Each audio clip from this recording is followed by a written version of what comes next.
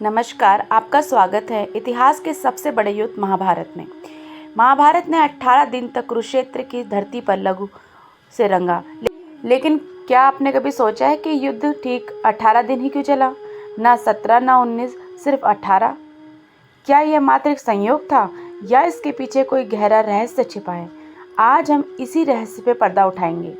दरअसल यह संख्या 18 महाभारत की पूरी संरचना और कहानी में इतनी गहराई से समाई हुई है कि यह युद्ध की अवधि को निर्धारित करने वाली सबसे बड़ी वजह बन जाती है। पहला है महाभारत के पर्व। पूरा महाभारत ग्रंथ 18 मुख्य पर्वों या अध्यायों से बटा हुआ है। विद्वानों का मत है कि महर्षि वेद व्यास ने अपनी दिव्य दृष्टि से इस युद्ध को पहले ही देख लिया था और उन्होंने इस ग्रंथ की रचना इस तरह की कि एक पर्व एक दिन ही घटना को दर्शाता है, यानी 18 पर्व 18 दिन का युद्ध। दूसरा, गीता का ज्ञान। युद्ध शुरू होने से पहले भगवान श्री कृष्ण ने अर्जुन को जो उद्देश्य दिया था वह भगवत गीता कहलाया। गीता में भी ठीक 18 अध्याय हैं और इनका ज्ञान कुरुक्षेत्र के मैदान में 18 दिन तक चला। तीसरा, अक्षौहिणी सेना। कौरवों और पांडवों की सेना को मिलकर कुल 18 अक्षौहिणी सेना थी। एक अक्षौहिणी सेना में 2,18,700 सैनिक होते हैं। यह 18 की संख्या युद्ध में शामिल सैनिकों की कुल शक्ति को दर्शाती है।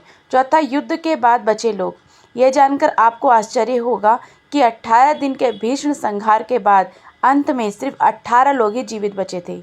इसके अलावा युद्ध की प्रकृति और उसके शामिल योद्धाओं की शक्ति भी इसी अवधि पर तय की गई। योद्धाओं की शक्ति। युद्ध में भीष्म पितामह, द्रोणाचार्य, कर्ण और स्वयं अर्जुन भी महारथी थे। ये इतनी शक्तिशाली थी कि एक एक दिन का युद्ध ही कई वर्षों के युद्ध के बराबर विनाशकारी था।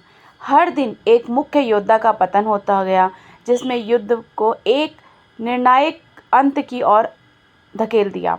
10वें दिन भीष्म पिता का पतन हुआ, 15वें दिन द्रोणाचार्य का वध और 17वें दिन कर्ण का वध और 18वें दिन दुर्योधन का वध। इस युद्ध की नैतिकता और धर्म के अनुसार युद्ध का उद्देश्य सिर्फ जीत नहीं था, बल्कि धर्म की स्थापना था। जैसे ही अधर्म के प्रमुख स्तंभ कौरवों के पक्ष मुख्य योद्धा गिरते गए, युद्ध का औचित्य समाप्त होता गया। दुर्योधन की मृत्यु 18वें दिन के साथ अधर्म का अंतिम प्रतीक भी समाप्त हो गया और धर्म की जीत निश्चित हुई।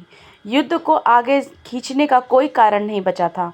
तो महाभारत युद्ध के 18 दिन चलने का कारण केवल सैन्य रणनीति नहीं था, बल्कि एक दिव्य योजना थी। 18 की संख्या जो ग्रंथों के अध्याय, गीता के उद्देश्यों और अंत से बचे हुए लोगों की संख्या में भी मौजूद है। यह दर्शाती है कि यह युद्ध पहले से ही नियति द्वारा 18 दिनों के लिए निर्धारित किया गया था, ताकि धर्म की पुनः स्थापना हो सके।